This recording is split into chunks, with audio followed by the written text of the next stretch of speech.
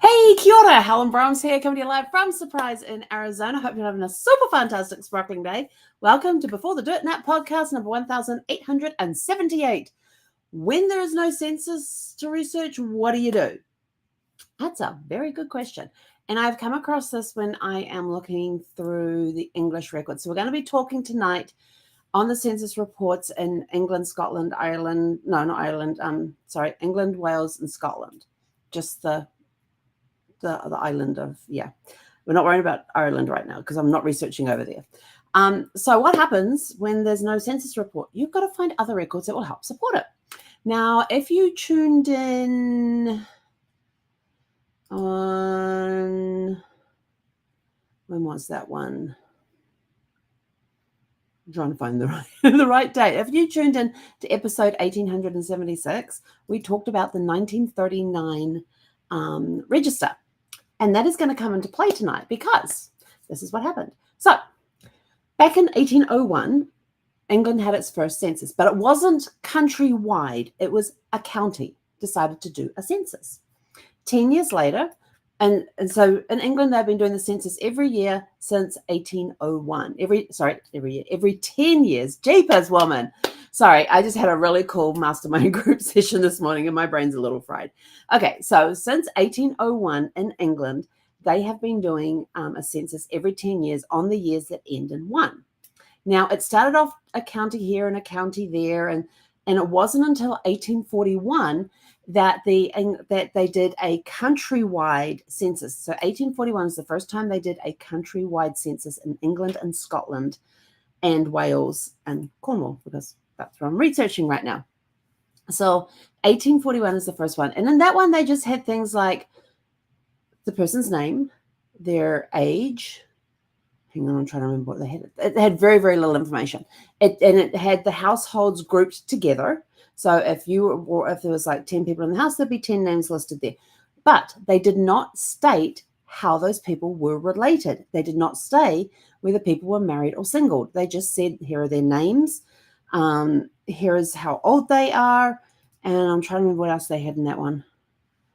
I had a whole thingy of it earlier. I was going to see if I can find this cheat sheet I had earlier. No, that's on the 1921 census, which we're going to get to, because I think there's a really cool graphic that they have on that one, which is that one there. Okay, just need to know where I've got to go. So trying to remember, they had names, they had ages, they had occupation. No, they didn't have occupations. What did they? They had very little details there, but they, like I said, households were grouped together. So you could imply that those of the same last name in the same household could be related.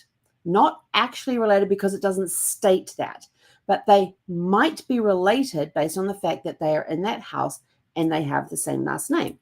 And if you have a guy if you have like the male who is, say, 35, and then there's a woman listed underneath them who could be 33, then it could be, and they have the same last name, it could be implied that they are husband and wife.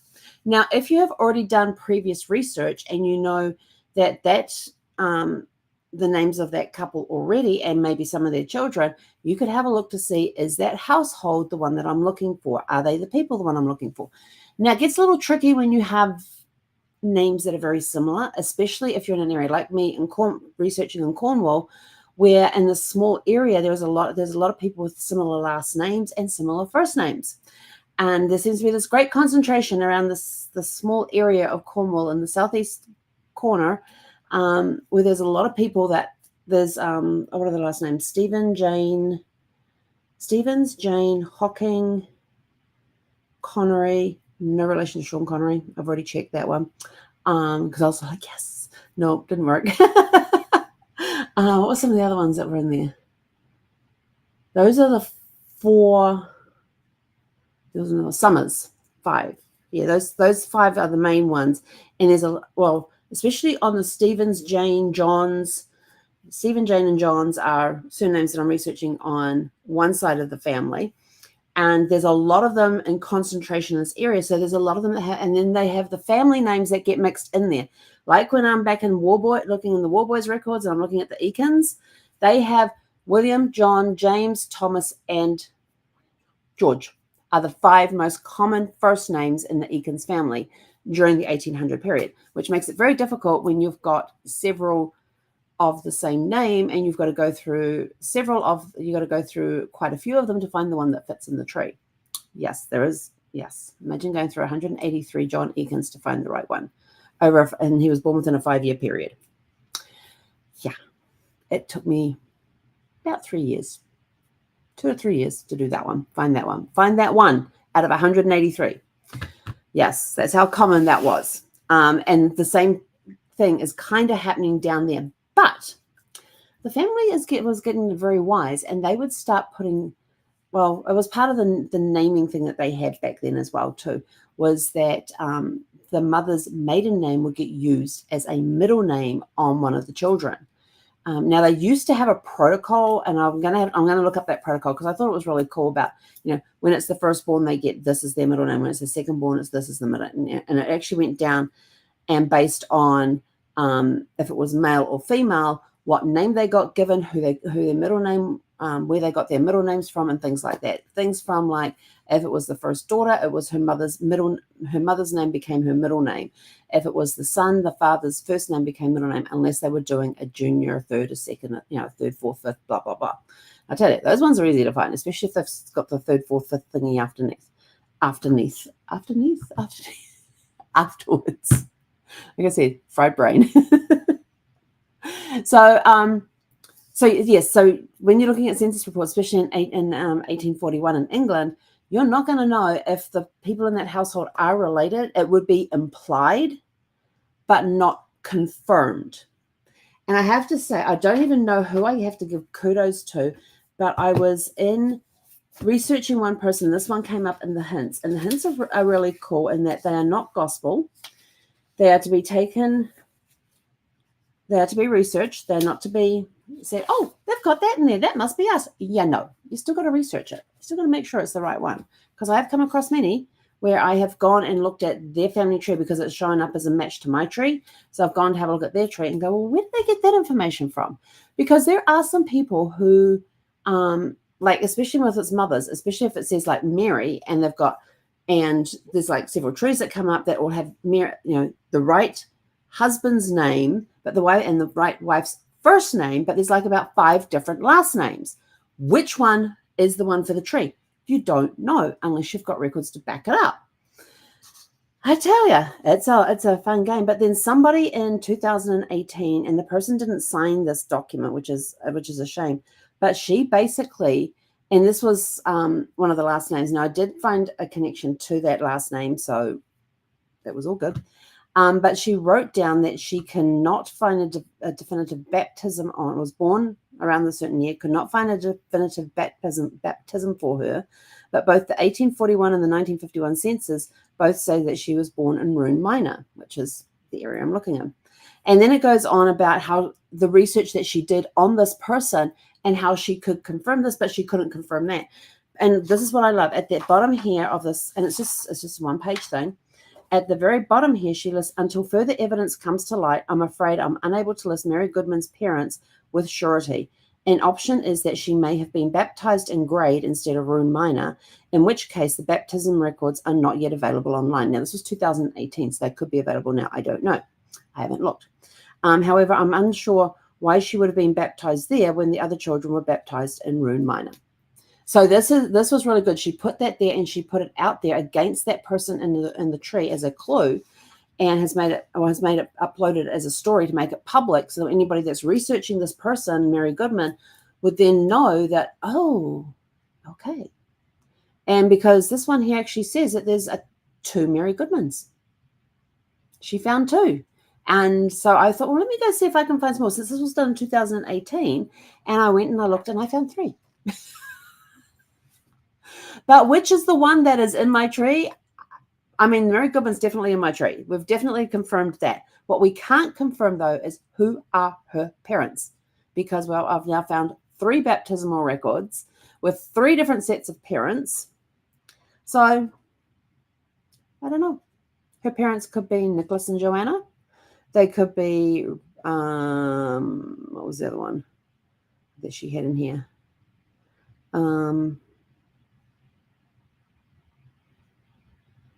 There was Nicholas and Joanna. Well, it could be Joan or Joanna, based on what spelling you're looking at. And then there was another one. Oh, then they found different marriage records. At least I found the right marriage record. I got that one. And then there was Henry and Elizabeth with the other parents. And I can't remember who the third parent was that I found the other day. But yeah. So completely different people, all living in different areas. None of them were in Room Minor. So you got to be very careful when you're looking at the clues and things. So back to the census report. So 1841 gives us names, but doesn't give us the relationships in the house. It could be older brothers with nieces and nephews. It could be,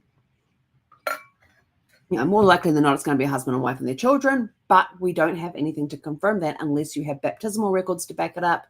You have other records that can back up that this is who this family is.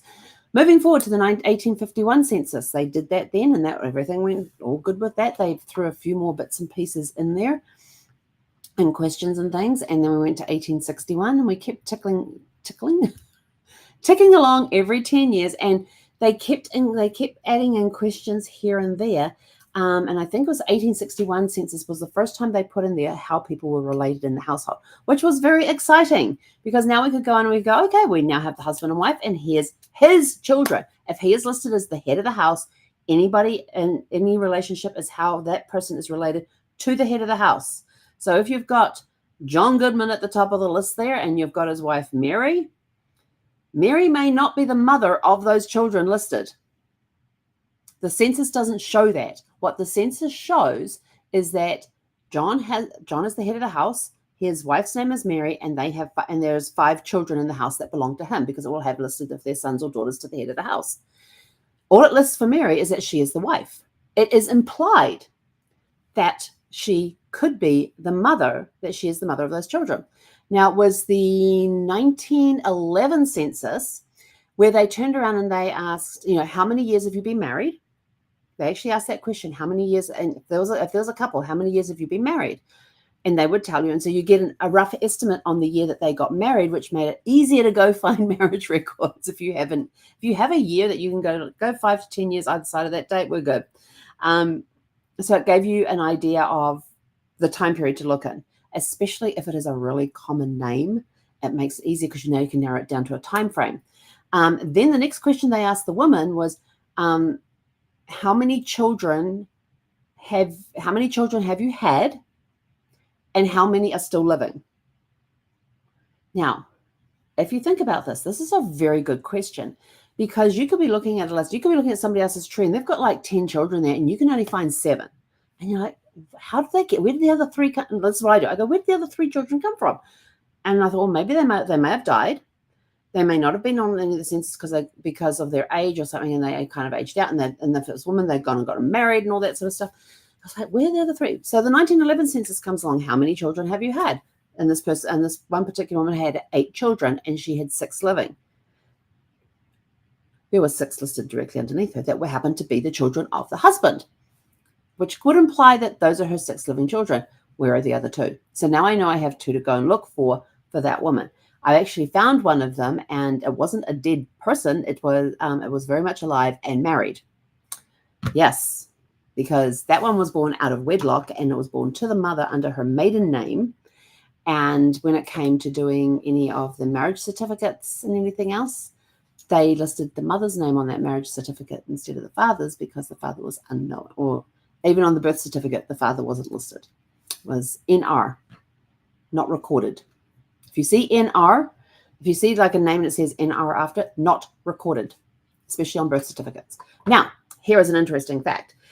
If they were a couple and they were not married, but she had a child and the parents are together, just not married, and she has a child, when they go to register that birth, if he is the father and they are not married, he won't be listed on the birth certificate. That was how they did it back then. The father could only be listed on the birth certificate, if the couple were married. So there's another little interesting tidbit. So when it says not recorded, it could be that either she didn't name who the father was, or as we've known through the records that we've researched, that we found her marriage certificate to her husband, and they've gone on and had this many children. But the one that was born out of wedlock, we don't know if it's his or not, because they weren't married at the time that child was born. So therefore, if it was him, his name would not be on the record. So there's another little interesting tidbit. So anyway, so let's keep going on. So England's latest census that they released in 2022 was the 1921 census. And I've seen some of the ones on the 1921. Now, England will release census to the public every 101, about every 100 years. This one was 101 years, but about every 100 years, to protect those that may still be living. In the US, they are releasing the census reports every 72 years. So in 2022, they released the 1950 census. Nothing was blacked out on that. Obviously, England's a little more concerned about living people in the US in some places, because you can very definitely see the people on the census reports. So, yeah, who are, and some of them are still very much alive. So I thought that was kind of interesting that there's such a difference between the US census report is every 72 years it's released. In England, it is every 100 years. Now, for 1921, 1931, you have, for Scotland, you've got to go to scotlandspeople.gov.uk to see the census reports. That's where they've released them. Now, here's another interesting thing. Scotland kept their census reports separate from England and Wales. Why was that? Don't know. They just did. Because come 1931, they did the census, not a problem. Then we fast forward to 1939 when we have the register. We have the 1939 register that was put together in September of 1939, just after World War II had started. Actually, I'm going to come back to that one in a second because I totally forgot. I was going to show you guys this. So let me quickly share the screen here. Share the screen and whatever. I need a certain window. I need that window. Okay. So this is one of those infographical things that were done from the 1921 census against today. So you can see here they've got the population. There's been a population increase, which you would expect on a census report. The number of families has increased. But this is what I thought was interesting. Hang on, let me just quickly go over here and do this. How's that over this side? Okay. So this is what I thought was interesting. Look at the common surnames. They are basically the same as they were in 1921. So here you are, over 100 years later, and the common surnames in England and Wales are basically the same. There's a couple of little tweaks. I mean, look at this. Wilson has snuck in here because Wilson's not on this list at all. But Wilson has snuck in here, and Roberts has dropped off. So there's just those sorts of things. Now, the big difference comes in the names of children. Look at this. In the names of children, you've got girl names. I mean, none of these ones on the left, which were from 1921, even appear in when they did this one. And I still haven't found out the year they did this, but I'm thinking it's at least 100 years difference between the two when the census got released. This census got released in 2022. So I'm thinking this infographic is from that time as well. And the same over here on the boys' name. But I thought it was interesting that Oliver and Olivia were number one on boys and girls' names. So, and the boys are a little more, Arthur's still in there. He's gone up to number 4. Who else is in there? But that's, I think, the only one. Yeah, that's the only one from the other side. Then you come down to employment. Now, this is going to be there's a huge shift in employment. But I thought this was a really cool infographic to show how, Harry's in there as well, to show how things have changed over the years. And this is done by Find My Past. They did this infographic. So you can see here's all the female employment, the top 10 listed jobs for women in 1921. Here's their 2021 ones. And the men, This is their 1921, and the green is their 2021. So I thought that was very interesting to see just the difference between the two, between, what happens in 100 years. And from this infographic, we can learn that in 100 years, there's been some changes, but when it comes to last names, they're pretty much set in stone. Numbers increase, surnames basically stay the same. So yeah, you can see the differences in work as well. And because of technology, the employment has changed as well. So I thought that was rather a cool graphic. And this was from the 1921 census versus today, which I'm going to say would be 2021, so 100 years. And this was done by findmypast.com. And I think they did a really good job with that. So I just thought it was interesting to share. Okay, so now we're back to the 1939 register. So 1939 came around, World War II has started, and the 1939 register is after the so they had the 1931 census. Now they're in September of 1939, and they're doing a census-like operation to record names, dates of birth, and occupations of all civilians in the UK. And the information was then used to issue identity cards. Remember, you're in war, you got to know who's on your side and who's not. So they were, and if you remember, if you see from some of the movies and things where they would stop you at checkpoints, or they would stop you in the middle of the street, ask to see your papers. This was the register that then got compared against, are these the right people, blah, blah, blah, blah. So they did it in a census-like operation for recording all the information. The country was divided into more than 1,400 administrative areas, each with a 3-letter code. So they could learn where each one was from. And a 4-letter code was added at the end of the code to specify the enumeration district. So they had the administrative area, then each administrative area was broken into a smaller enumeration district, because somebody was walking around door to door, knock, knock, knock. I need this, I'm the enumerator, but give me this information. The 1939 register records for Scotland and Northern Ireland are not available online. You actually have to go to see them in person, whereas the 1939 England and Wales register is very much online, because that's where I found this. And so why is the 1939 register very important? Well, it has that historic significance to it. But we move forward to 1942. In 1942, the 1931 census, that was, the England, Wales 1931 census, was destroyed in a fire.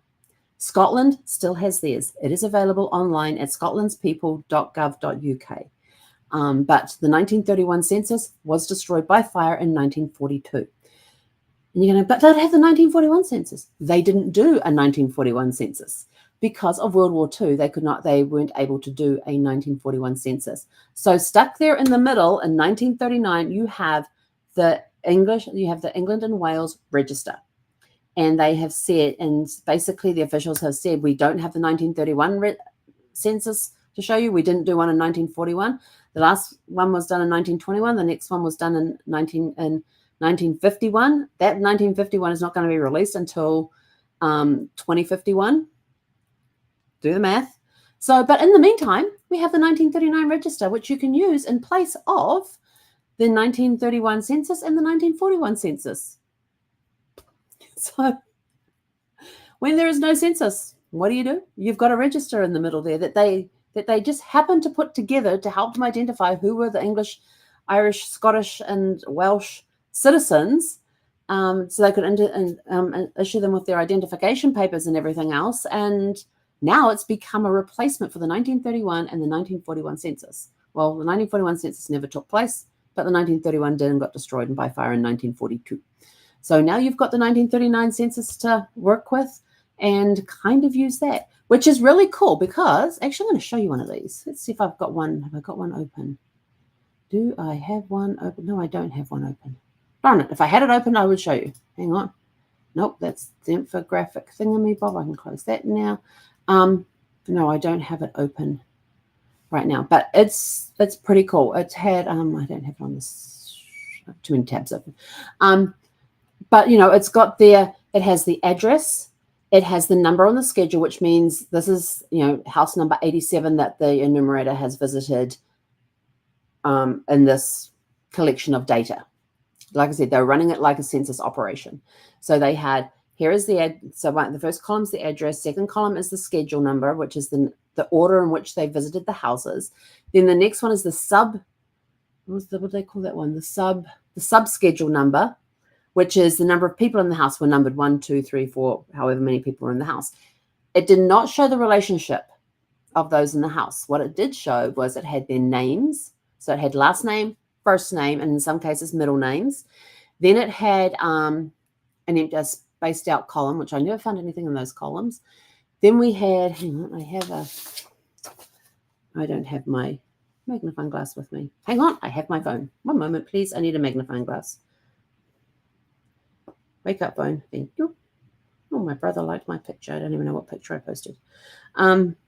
So yeah, the 1939, they had the address, they had the schedule, which was the number of the house. The sub number was the number they'd given the person in the house.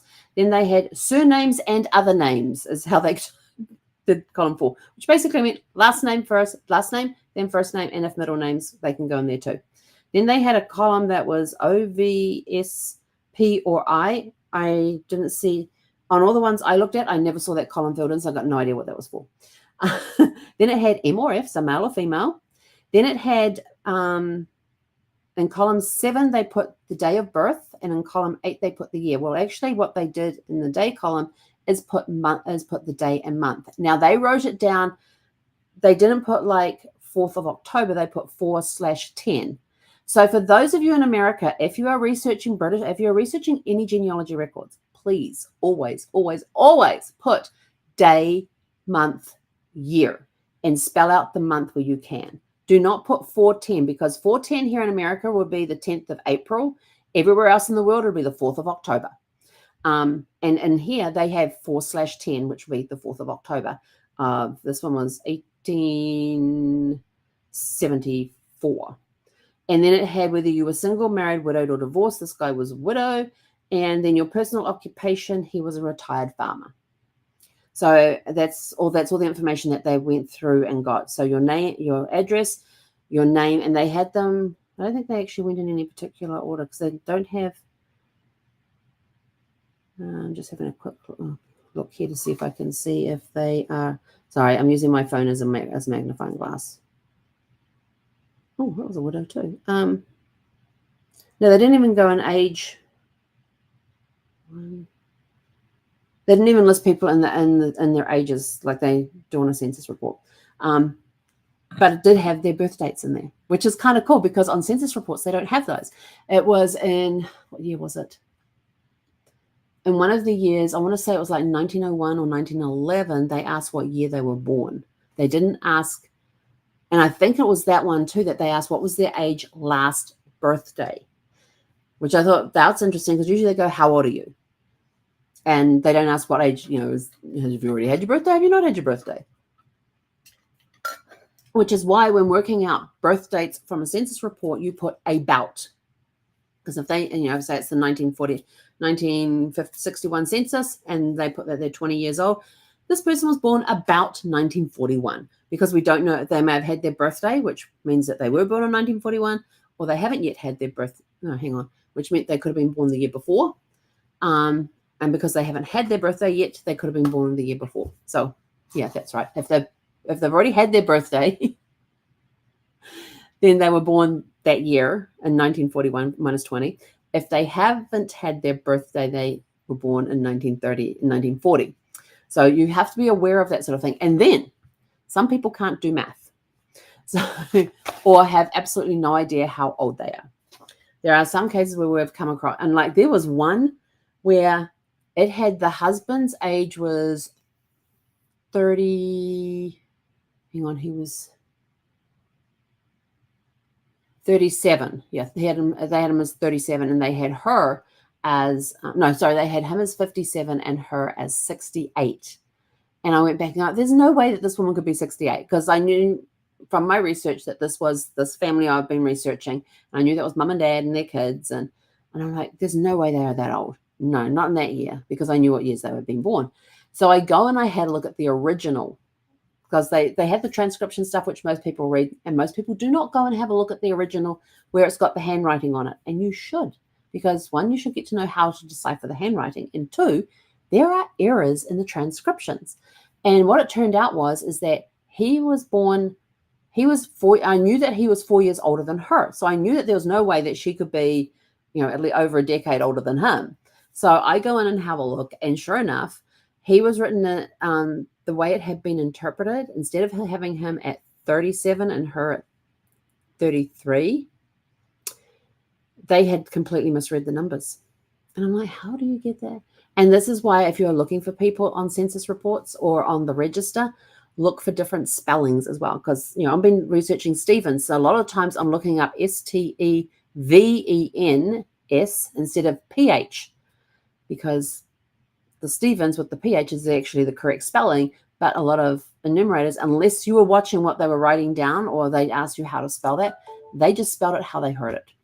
So when there is no census report, look to see if there's something else that you can do. If you are in the States and you can't find a federal census report, if they are in certain states like New York, and I think the other one's Kentucky, and I can't remember which the other ones are, California, I think, did it for a while as well. They actually had census every 10 years on the years ending in 5. So look to see if the state that you're researching was one of those ones that had an in-between census just for the state. And that's another report that you were able to use to fill in that gap from the federal report, from the federal census, by having a look and seeing if there was a state census that was done in between the federal census. So just other things to throw out there. And, And the other one you can look at too is like voting records and directories. Now, remember in the 1800s for the directories, they're a little weird. They are not listed alphabetically. You know how a normal... For those that can remember phone books, I gotta remember, I gotta do this. For those that remember phone books, you would open up A and there'll be all the people by their last name that began with the letter A, all in alphabetical order, and you could just zoom down and find their name and, there's their address and phone number. It doesn't work this way in these ones. So in the 1800s, they did things like, we have Main Street, and then listed in number order. They had, Main Street 1, John Smith. And if it has somebody if it has a name in parentheses, that was usually the wife's name. The wife's name would be in parentheses. And if it had a woman's name listed and she was single, there'd be nothing after that. But if it had a woman's name and she was a widow, it would have in parentheses widow of and the guy's name. I kid you not. And so anyway, you'd go through the street and you'd be going in numerical order. They have the street name at the top, and then you're going down in numerical order trying to find this person.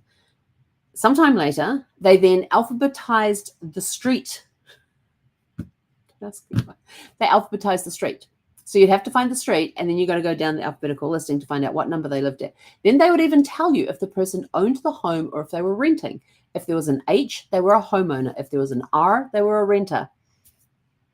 Crazy thing. And if you had people at the same address, one of them would have an A, and some of them would, if you had people at the same address, which happens because you had family living there and they were all of a certain age, that they then got put in, I think it was over the age of 18, they got put into the directories, which kind of sort of served as a voter thingy in some places. And you would see like the head of the house maybe have an H next to them, and they're the homeowners. And then everybody living in the house that's listed underneath them all have R's because they are renting space from the homeowner. So it was very easy in those days to go through. Because you can tell also, you get all sorts of information from there. You can find whole entire families there. I mean, I have used, there was a client I was looking up records for who had immigrated from Mexico to California. And I was able to go in, and they immigrated to a certain area within California. And in the front of the directory, they actually had a map of the area, which was really cool. I mean, this was one of the coolest phone books. You go in the front there, there's the street map. And so it was really cool because then I could go and see, okay, well, where are these people located? And this one was all listed alphabetical by last name, by town. So you go into the town page and everybody would be listed alphabetically by last name. And it would have all their addresses there. And so, of course, I printed off that first page that had the map on there. And so I could see that this family was very close together. Yes, there were people that were on that same street, but there were these little side streets that went off that these people that this family lived on. This whole family was there. Then I came across, and so I managed to I kind of figured out who belonged to who and all of that just based on the addresses of who was living in what household. And then I was able to use what I researched and kind of start putting a map together. But then there was a newspaper article about this family because one of the sons in one of the families had a 10th birthday.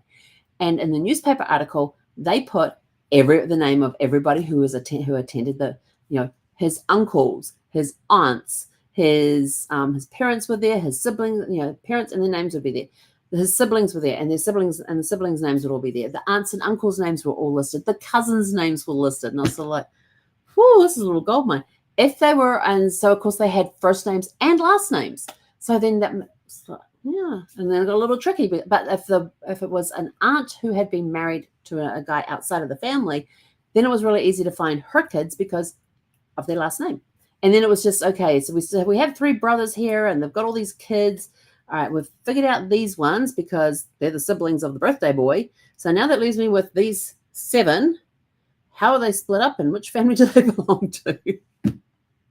So that was my next thing, was to go and figure out who belonged to who and what family and that sort of thing. But so that was another good source for if you can't find census information, you can go and look up things like directories and have a look there to see what households. But just remember, on voter reports for voter registration and for directories, most people had to be like over the age of 18 in order to appear in those. So you do have to keep that in mind. When it comes to the little kids, look for newspaper articles on birthdays, on social events, for schools. Look up school enrollments to see if any kids with that last name are enrolled in the school. And then go do your due diligence and looking up baptisms and birth records and things like that to see if they belong to that particular, which family they belong to and stuff like that. So you've got all these different pieces that you can pull together to help put that puzzle together when there's a census report missing. And with that, I have to go because I'm going to be talking with my parents in about 24 minutes, and I got to go have something quick to eat, fill up my water jug, feed the pup. Oh, there she is. Feed the pup and make sure she's all settled and that I'm all settled before I get online with my folks. So go out and have a super fantastic sparkling evening. Remember, if you have any questions about this, please send me a private message. I'm more than happy to answer any questions that you have. And if you want to join us in the book club on October the 5th to discuss The Traveler's Gift, then please go to the QR code up in the top corner up here and scan that and come join us in the group. And October the 5th at 9 a.m. Pacific time, we're going to be discussing The Traveler's Gift. So go out, have a super fantastic sparkling evening, and we'll catch you guys back here tomorrow evening at 6 p.m. Pacific.